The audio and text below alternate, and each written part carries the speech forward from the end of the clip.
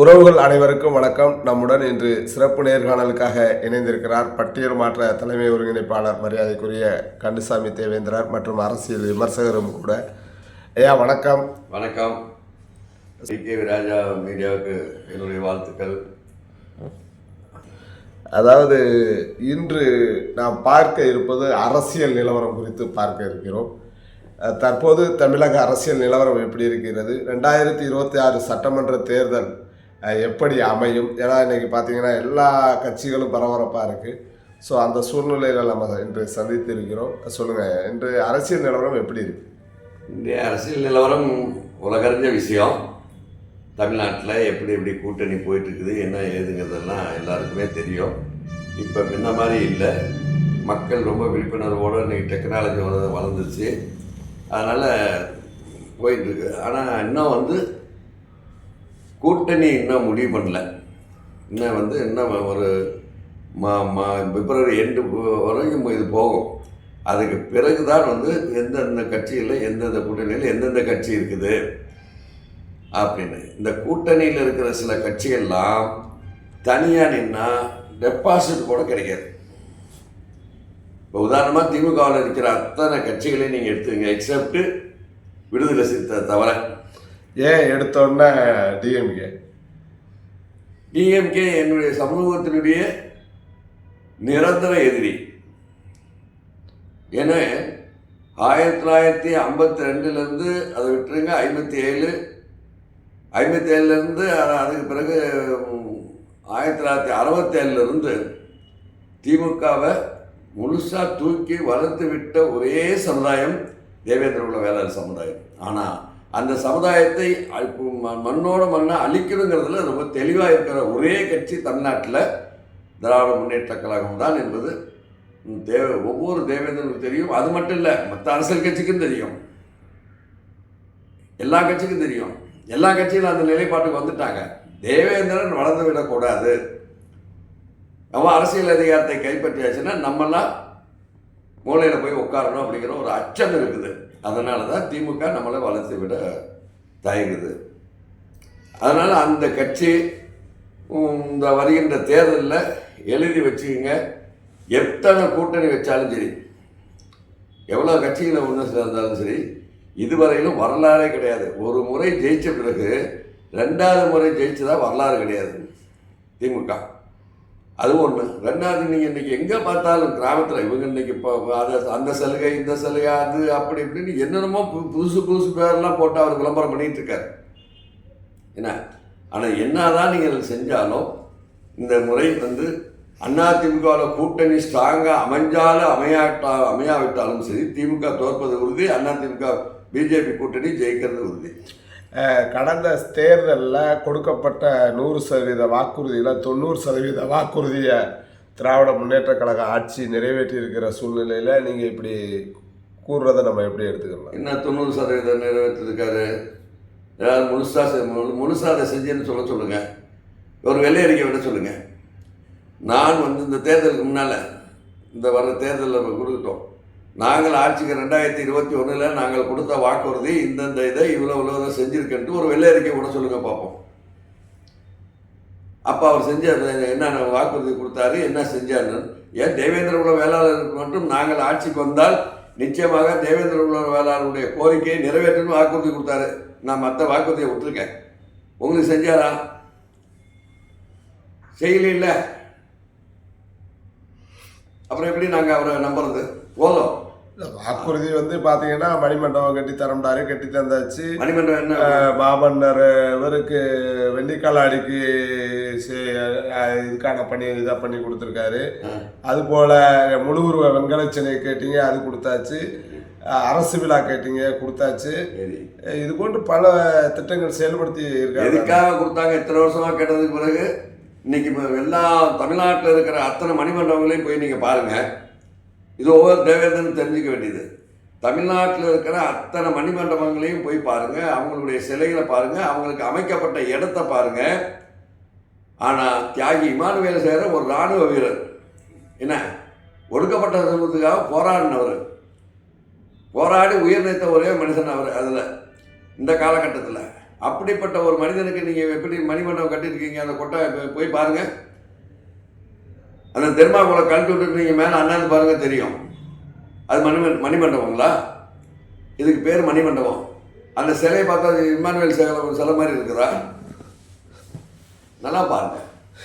தொடர்ந்து அடுத்த ஒரு கேள்வி, அதாவது தற்போது தமிழக வெற்றி கழகம் ஒரு புறம், நாம் தமிழர் ஒரு புறம், மறுபுறம் திராவிட முன்னேற்ற கழகம், இன்னொரு புறம் அதிமுக தலைமையிலான கூட்டணி. இந்த 2026 சட்டமன்ற தேர்தலில் இதோட நிலைப்பாடுகள்லாம் எப்படி இருக்கு? அதாவது தமிழ்நாட்டில் 4 முனை போட்டி நிச்சயம் உறுதிங்க. ஏன்னா தமிழக வெற்றி கழகம் தான் நிர்ணயிக்க போகுது அப்படின்ற மாதிரி ஒரு வலைதளங்களில் பேச்சு. அதாவது தான் பிள்ளைய பற்றி தான் எப்பயுமே பெருமையாக தான் பேசுவாங்க.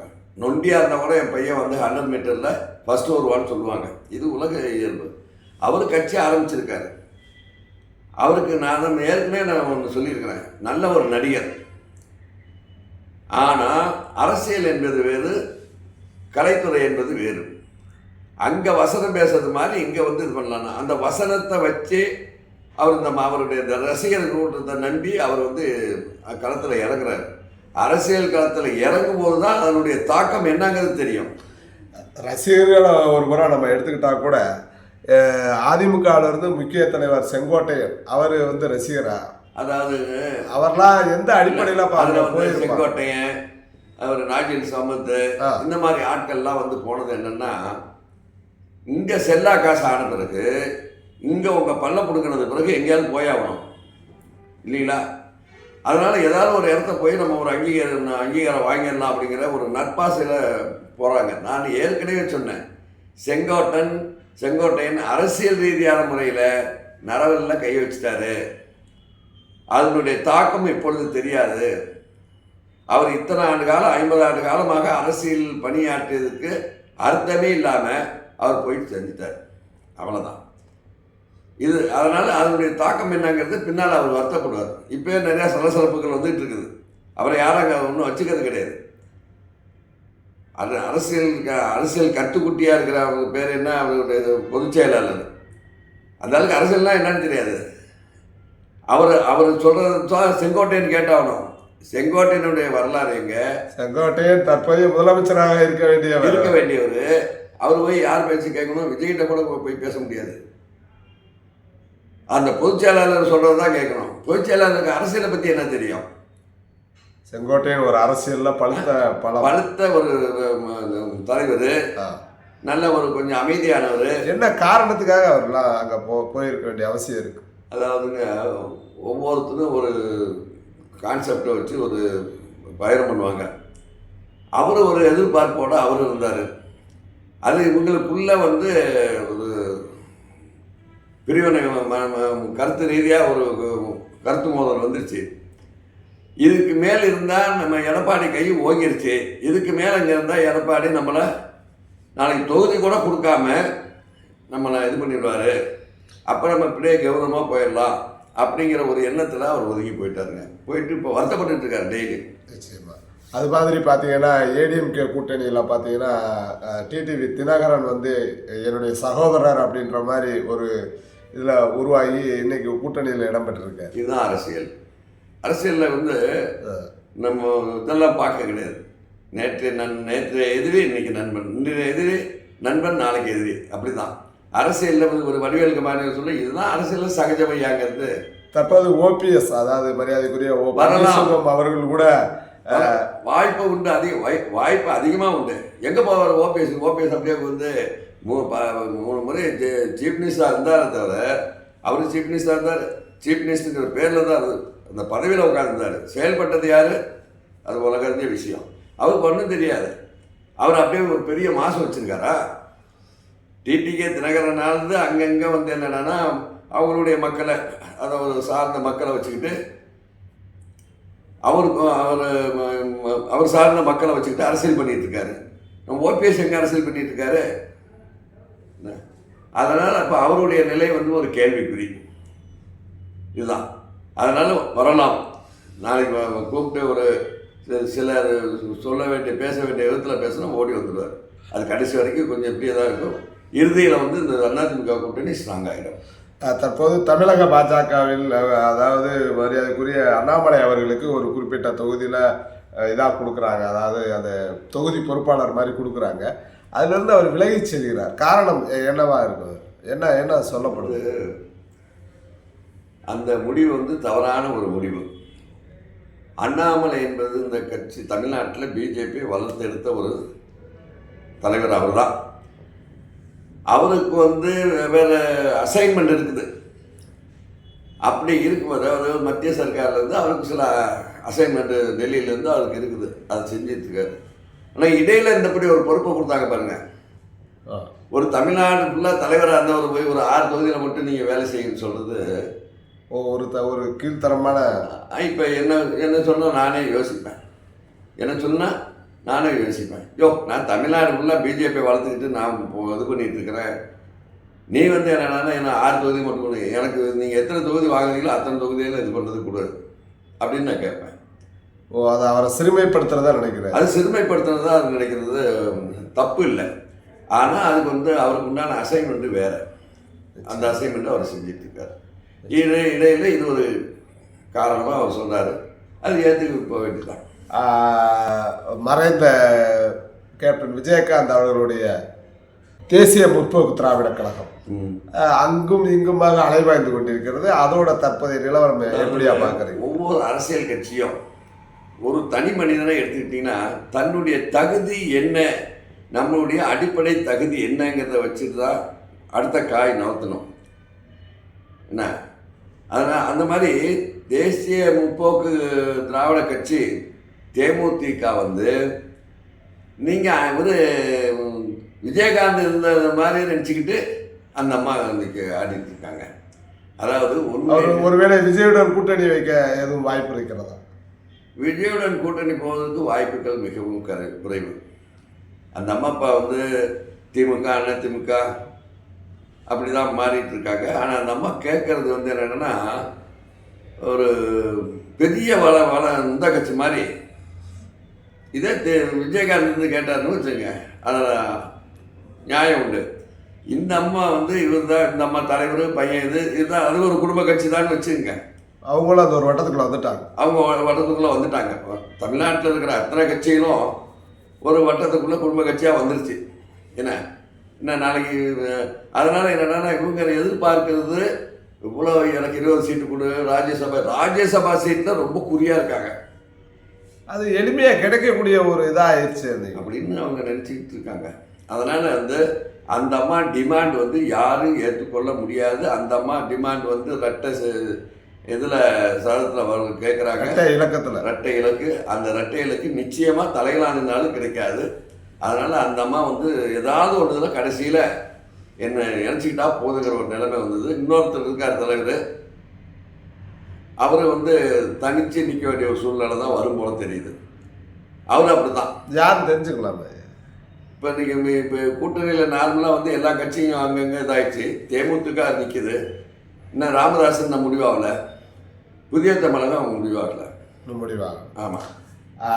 தற்போது சமூக வலைதளங்களில் தமிழக மக்கள் முன்னேற்ற கழகத்தின் நிறுவன தலைவர் மரியாதைக்குரிய ஜான் பாண்டியன் அவர்கள் எடுத்த முடிவுனால வந்து சற்று தடுமாறுகிறது திமுக அப்படின்ற மாதிரி ஒரு செய்தி வந்திருக்குது. அதை நம்ம ஒன்று மட்டும் தெரிஞ்சுங்க, ஜான் பாண்டியன் வந்து நான் குறைத்து மதிப்பிட போவதில்லை, குறைத்து சொல்ல போவதில்லை. ஜான் பாண்டியன் வளர்ச்சி ஒரு காலகட்டத்தில் அபரிமித வளர்ச்சி. அது காலப்போக்கில் அப்படியே மக்கள் மத்தியிலேருந்து ஒதுங்கி வந்திருக்கார். ஒதுக்குறது மாதிரி தான் இருக்கும். இருந்தாலும் அந்தந்த ஒரு கட்டமைப்பில் பொறுப்பாளர்கள் அங்கங்கே வச்சுருக்காரு. ஜான் பாண்டியன் அதிமுக கூட்டணி போனதுனால திமுக அடி வாங்கன்னு சொல்கிறத நாங்கள் நம்ம ஏற்றுக்க தயாரில்லை. காரணம் என்னன்னு குறிப்பிட்ட தொகுதி இல்லை அவருக்குன்னு செல்வாக்கு இருக்குன்னு தானே. அது அவருக்குன்னு மட்டும் நீங்கள் செல்வாக்குன்னு நாம் சொல்ல முடியாது. தேவேந்திர மக்கள் எல்லாருமே ஒரு முடிவாக இருக்காங்க. தேவேந்திர மக்கள் எல்லாருமே பட்டியலிருந்து இந்த சமுதாயத்தை நீக்குவதற்கு முழுக்க தடையாக இருக்கிறது திமுக. ஆகவே திமுகவை எப்படியும் அழிச்சாகணும் அப்படிங்கிறதுல தேவேந்திர உள்ள மக்கள் ரொம்ப தெளிவாக இருக்காங்க. அதிமுக கூட்டணியில் இடம்பெற்றிருக்கக்கூடிய தமிழக மக்கள் முன்னேற்ற கழகத்திற்கு குறைந்தது எத்தனை சீட்டுகள் ஒதுக்கப்படும் அந்த மாதிரி ஒரு நிலை தெரியுமா? அவருக்கு தேவையான சீட்டு கண்டிப்பாக கொடுப்பாங்க. நிச்சயம். அவருக்கு தேவையான சீட்டு. இன்னொரு கூடுதல் செய்தி என்னன்னா, அவர் பொது தொகுதியிலையும் இந்த தடவை களமிறங்குவார் அப்படின்ற மாதிரி. பொது தொகுதியில் வந்தால் வாழ்த்துகிறேன்.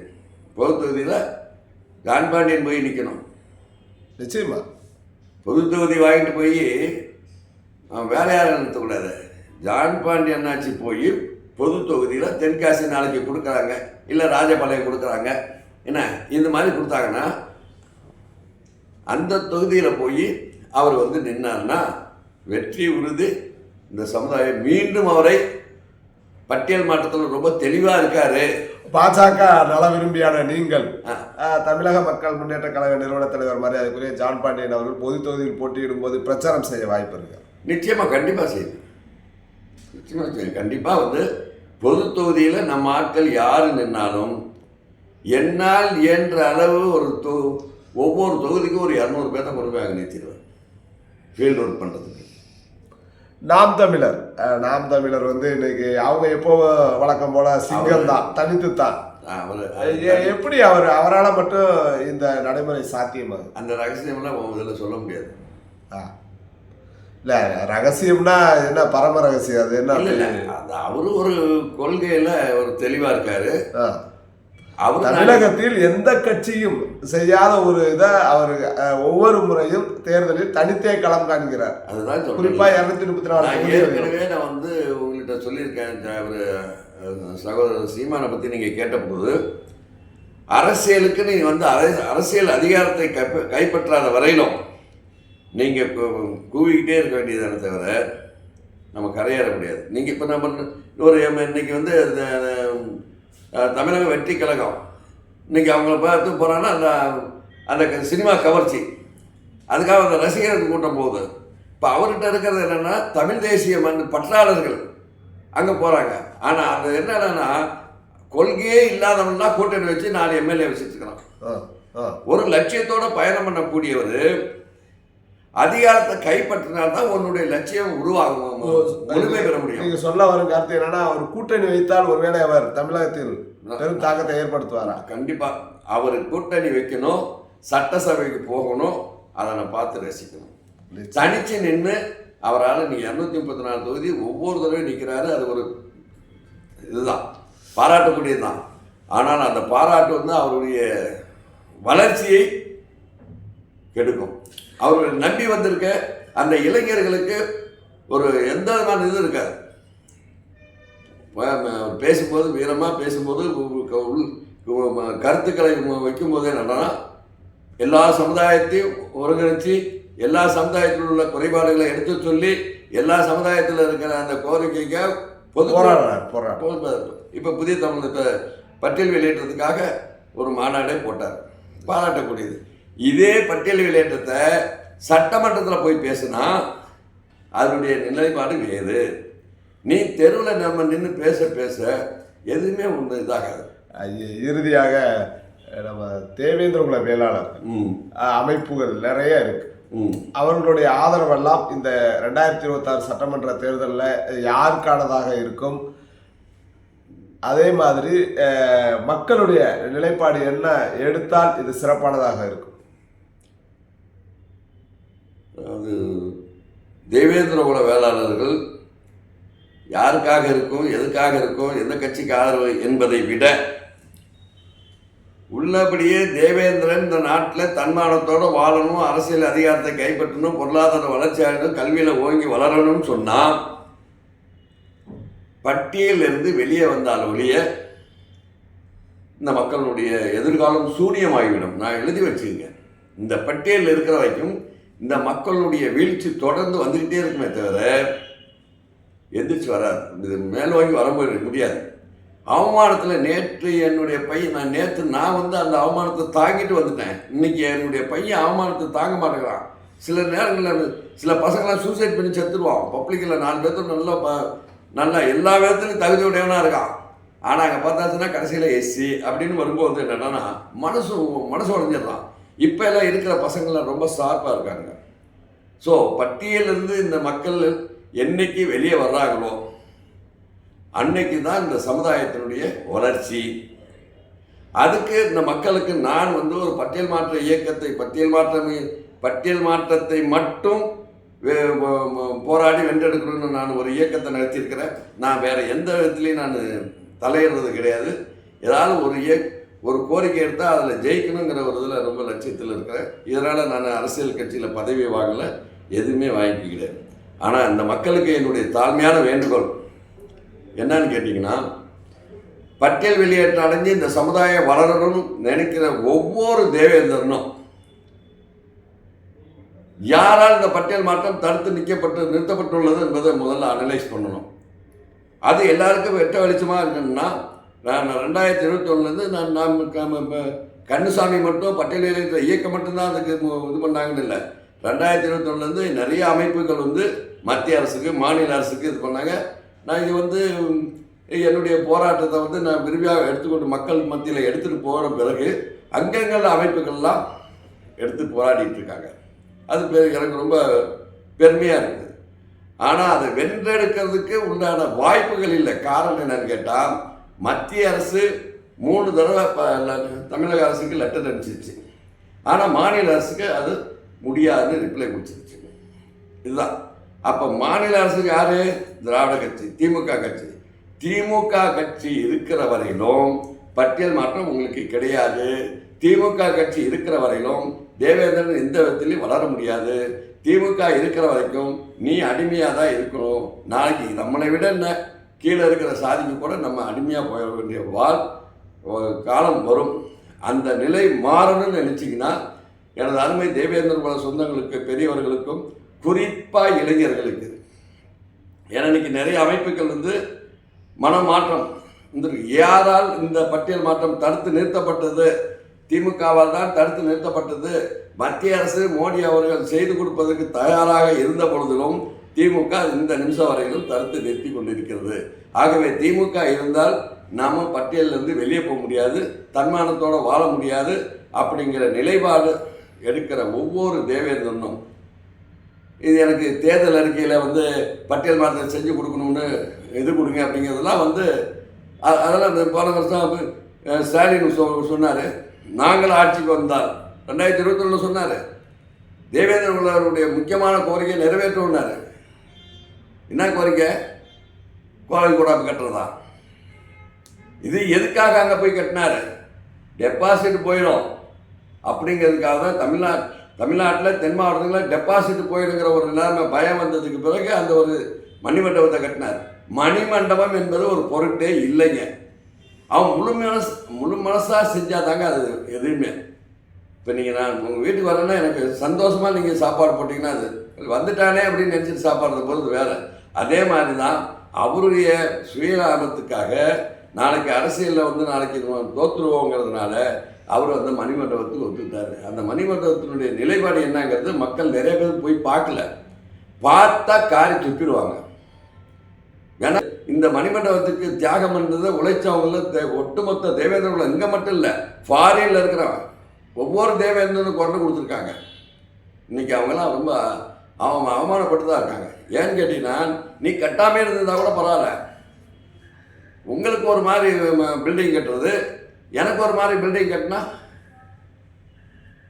இந்த மாதிரி சூழ்நிலையில் இந்த அரசாங்கம் இருக்குது. ஆகவே பட்டியல் மாற்றம் ஆகணும். இந்த சமுதாயம் நான் சொன்னது மாதிரி கல்வி, பொருளாதாரம், வேலைவாய்ப்பு இதில் எல்லாம் முன்னேறி வரணும். தன்மானத்தோடு நடக்கணும்னு சொன்னால் ஆட்சி மாற்றம் அவசியம். போய் ஏடிஎம்கேலையோ பிஜேபிக்கிலையோ என்ன தேர்தல் அறிக்கையில் நீங்கள் வாக்குறுதி கொடுத்தாதான், வாக்குறுதியெல்லாம் எந்த கட்சி கொடுத்தாலும் ஏற்கனவே நான் சொல்லியிருக்கேன், வாக்குறுதியை நம்புறதுக்கு நான் தயாராக இல்லை. ஆனால் சத்திரியன் சாணக்கியனாக இருக்கணும்னு நான் எதிர்பார்க்குறேன். காரணம் என்னன்னு கேட்டிங்கன்னா, சில விஷயங்களை இப்போ நான் சில வேலைகள் செஞ்சிட்ருக்கேன். அந்த வேலைகள்லாம் இப்போ நான் இப்போ வெளியாக சொல்ல முடியாது. வெளியாக சொல்லி போயாச்சுன்னா எனக்கு 4 பேர் அங்கே இருப்பான், அந்த சமுதாயத்தில் இருக்கான் இல்லையா, தற்கொலைகள். அந்த தற்கொலை என்னை காலை பிடிச்சி பின்னால் இழுத்துருவோம். அதனால் சில அமைதியான முறையில் நாங்கள் போயிட்டுருக்கோம். அதே மாதிரி தான் தேர்தல் வாக்குறுதியில் எங்களுக்கு கொடுக்கணும் அப்படி இப்படிங்கிறதெல்லாம் எதிர்பார்க்காம இந்த மக்கள் இந்த முறை ஆட்சி மாற்றத்தை உருவாக்கி அதிமுக பாஜக கூட்டணிக்கு வாக்களித்து வெற்றி பெற செய்தால் பட்டியல் மாற்றம் 6 மாதத்துக்குள்ளே ஆட்சி அமைச்சா 6 மாதத்துக்குள்ளே பட்டியல் மாற்றம் கிடைக்குங்க. ஏன்னா அதுக்குண்டான பயணங்களை நாங்கள் இப்போ எல்லா சம்மந்தப்பட்ட அரசியல் தலைவர்கள்ட்டெல்லாம் நான் பயணம் பண்ணிட்டேன். நான் ஒரு ஆள் வந்து பயணம் பண்ணிட்டு இருக்கேன், உங்களுக்கெல்லாம் தெரியும்னு நினைக்கிறேன். க்ளீனாக அவங்களுடைய பிளான் இருக்குது. இது விஷயமா நான் அடுத்த கட்டமாக எங்கே போகணுமோ அதெல்லாம் ஏற்கனவே போயிட்டு வந்துருக்கேன். இப்போ அடுத்தது நான் டெல்லி இங்கெல்லாம் போக வேண்டியிருக்கு. அதனால் என்னென்னா ஆட்சி மாற்றம் வந்தாலும் இல்லையே தேவேந்திரனுக்கு இது கிடையாது. ஆகவே இந்த முறை என்னுடைய உறவுகள் அனைத்தும் சகோதர சகோதரிகள், பெரியவங்க, சின்னவங்க, குறிப்பாக இளைஞர்களுக்கும் அந்த ரசிகர் கூட்டத்துக்கு போய் எங்கள் பேட்டாச்சுன்னா விஜய்க்கு தான் ஓட்டுங்குவான். ஆனால் அந்த பிள்ளைங்களுக்கு அதை எடுத்து சொல்கிறதுக்கு பெரியவங்கள்லாம் நமக்கு கடமை இறங்கணும். இந்த ஓட்டு உன்னுடைய தன்மானம் முக்கியமா? உன்னை தெருவில் நீ நடந்து போகும்போதே பைக்கில் போனால் உன்னை பிடிச்சி வெட்டுறான்ல, இதானே நடக்குது. பல்ல வந்து ஒரு தேவேந்திரன் வந்து ஒரு பைக்கில் வந்து நல்லா இதாக போகும்போது இவன் பைக்கில் போகிறது தாங்குற சக்தி கிடையாது. அதனால் பிடிச்சி வெட்டுறான், அடிக்கிறான் இல்லையா?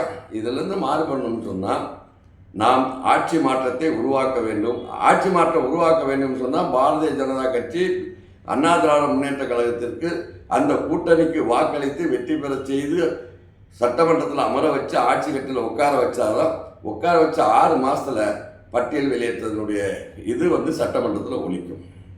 அவங்க கையெழுத்து போகிறதுக்கு தயார். எனக்கு தேர்தல் அறிக்கையில் சொல்லலை, அவங்க அதை சொல்லலை, இதெல்லாம் சொல்லலைன்னு சொல்லுவது ஏமாற்று வேலை. பட்டியல் மாற்ற கிடைக்கக்கூடாதுங்கிறத நம்மளுடைய சில சகோதரர்கள், அவர் நாய் பேய் அப்படின்னு பேசினாலும் கூட என்னுடைய சகோதரர் தான் சொல்லுவேன். மாநகரி செல்வகுமார் அவர்கள் பட்டியல் மாற்றத்தை கொடுக்கக்கூடாது, அது இப்படி தான் செய்யணும்னு சொல்லி ஹைகோர்ட்டில் ஒரு கேஸை போட்டிருக்காரு. கொடுக்கக்கூடாதுன்னு எந்த இடத்துலையும் சொல்லலை, இப்படி தான் வரைமுறை இருக்குது, கிடைப்பதற்கு வாய்ப்பு கிடையாது, திமுக அரசு ரெக்கமெண்ட் பண்ணல, பாஜக ரெடியாக இருக்கிற விவகாரம்லாம் இப்போ நான் செய்ய வேண்டிய பிரச்சாரம்லாம் அவர் செஞ்சிட்டார். ஆனால் அது இந்த நேரத்தில் வந்து, ஏன்னா நான் ஏற்கனவே நிறைய அமைப்புகளை என்ன கேட்டுங்க, தயவுசெய்து கோர்ட்டில் போய் கேஸு போடாதீங்க, போராடி உரிமை பெறணும். அதை மெத்துட்டு நீங்கள் கோர்ட்டுக்கு போயிடுச்சுன்னா கோர்ட்டை வந்து கேஸ் தள்ளி போயிட்டே இருக்கும். நாளைக்கு நீங்கள் சம்மந்தப்பட்ட அரசாங்கத்திட்ட போய் அமைச்சர்கள்ட்ட போய் கேட்கும்போது கோர்ட்டில் கேஸ் இருக்குது, அதனால் வந்து அது முடிவு வரட்டா அப்போ தரேன்னு சொல்லிடுவாங்க. இப்போ திமுக அதை சொல்வதற்கு உண்டான வாய்ப்பை உருவாக்கி கொடுத்துருக்கிறார். இதுதான் சொல்ல முடியும். அவரை பற்றி நான் வேறு எந்த கமெண்ட்ஸ் கொடுக்க விரும்பல. அதே சமயத்தில் அந்த தம்பிக்கு ஒரு சகோதரனா, வயதில் மூத்தவனா நான் சொல்லக்கூடியது, பொதுத்தலங்களில் பேசும் பொழுது இந்த மாதிரி வாய்க்கு வந்தபடியெல்லாம் அநாகரிகமாக முட்டாள், நாய், பேய் இப்படின்னு நான் பேசுகிறார் பார், அதை வந்து அந்த தம்பியை தவிர்த்து அவர் நல்லா இருப்பார்னு நினைக்கிறேன். அதை தவிர்க்கணும். இன்னைக்கு நீங்கள் என்ன வாய் இருக்குதுன்னா பேசலாம், இதே வாய் நாளைக்கு இருக்கும்னு என்ன சொல்ல முடியும்? மனிதனுடைய நிலைப்பாடுகள் எப்படி வேணாலும் மாறும். அவர் இந்த நேரத்தில் இந்த கேஸை போட்டு போகும்போதே நான் புரிஞ்சுக்கிட்டேன். ஏன்னா இது வந்து இது எங்கேருந்து, இதனுடைய மூல இது கருவி எங்கே இருக்குதுங்கிறத புரிஞ்சுக்கிட்டேன். அது இவர் கேஸ் போட்டதுனால ஒன்றும் ஆக போகிறது கிடையாது. அவர் வந்து எல்லா சாதியினுடைய புள்ளி விவரம் எடுத்துகிட்டு தான் போடணும்னு அவர் சொல்கிறாரு. தமிழ்நாட்டில், இதே தமிழ்நாட்டில் அவரே குறிப்பிட்ட அந்த அருந்ததி சமுதாயத்துக்கு எந்த கணக்கெடுப்பு எடுத்து 3% கொடுத்தாங்க. இவர் கேட்குற கேள்விக்கு வந்து அருந்ததி இருக்குன்னா எப்படி வேணாலும் கொடுத்துக்கலாம். அப்போ அவங்களுக்கு கணக்கெடுப்பு கொடுத்தாங்களா? 3% கொடுத்து அதுலேயும் முன்னுரிமை கொடுத்து இன்னைக்கு இருக்கிற மற்ற இருக்கிற 76 ஜாதிக்காரன்னு இன்னைக்கு கை கட்டிட்டு ஆளும் உட்கார்ந்துக்கிற நிலைமை உருவானுச்சு இல்லை? அப்போ அதுக்கு வந்து கணக்கெடுப்பு தேவையில்லை. தேவேந்திரனுக்கு பட்டியல் மாற்றம் கொடுக்கணும்னா மட்டும் கணக்கெடுப்பு தேவைங்கிறது எந்த விதத்தில் அது நியாயம்? இதை நான் அவருக்கு கேட்குறேன். இது இந்த பட்டியல் மாற்றத்தை எதிர்க்கக்கூடியவங்களுக்குலாம், பட்டியல் மாற்றம் தமிழக அரசு மனசு வச்சால்தான் அது கிடைக்கும், அதில் மாற்றமே கிடையாது. ஆர்டிகல் 341 அதை தான் சொல்லுது. அவர் சட்டம் தெரிஞ்சவர், எல்லாம் தெரியும். தெரிஞ்சு அது எலெக்ஷன் டைமில் யாரோடைய இதுக்காக, யாரோடைய சந்தோஷத்துக்காக இதை வந்து இந்த கோர்ட்டில் கேஸை போட்டு அவர் இது பண்ணியிருக்காரு. அவர்கிட்ட அந்த தம்பிகிட்ட நான் சொல்லக்கூடியது என்னென்னா, தேவேந்திர மக்களை வந்து தலைமுறைவாக பேசுகிறத நிறுத்திக்கணும். நேற்று எனக்கு 40 வயசு, இன்னைக்கு எனக்கு 70 வயசு. நேற்று இருந்த இது அந்த தைரியம், மன உறுதி இன்னைக்கு இருக்குமா? அதே தான் எல்லாருக்கும். இன்னைக்கு வாய் இருக்குன்னு சொல்லிட்டு நீங்கள் பாட்டு பேசிகிட்டே இருக்கலாம். முதல்ல சமுதாயத்தை மதிக்க கட்டணும். சமுதாயத்தை விட்டுருங்க. பொதுவாக பொது வாழ்க்கையில் பொது விஷயத்தில் வரும்போது எல்லாரையும் மதிக்க கற்றுக்கணும். வார்த்தைகள் தெளிவாக இருக்கணும். முட்டாளுங்கிறது, நாய்ங்கிறது, பேய்ங்கிறது, அதை பண்ணிடுவோம் இதை பண்ணிடுவோம், இந்த மிரட்டல் உருட்டல் இதெல்லாம் அந்த தம்பி குறைச்சிக்கிட்டாருன்னா நல்லா இருக்கும், சந்தோஷமாக இருக்கும். அதுதான் என்னுடைய அந்த தம்பிக்கு கொடுக்க வேண்டிய ஒரு இது கடைசியாக ஒரு வேண்டுகோள். நீங்கள் எது வேணாலும் செய்யுங்க, அது உங்களுடைய சுதந்திரம், அதை நான் தடுக்கிறதில்லை. ஆனால் அதனால் செய்கிறவன நாயின்னு பேசக்கூடாது. முட்டான்னு சொல்லுங்க. உன்னை விட அறிவாளிகள் நிறையா இருக்கான். ஆனால் நான் நானாகவே இருக்கிறேன், நீயா இல்லை. நீயா இருந்தீங்கன்னா இந்த வார்த்தை பேச மாட்டேன். இதுதான் என்னுடைய ஆதங்கம்.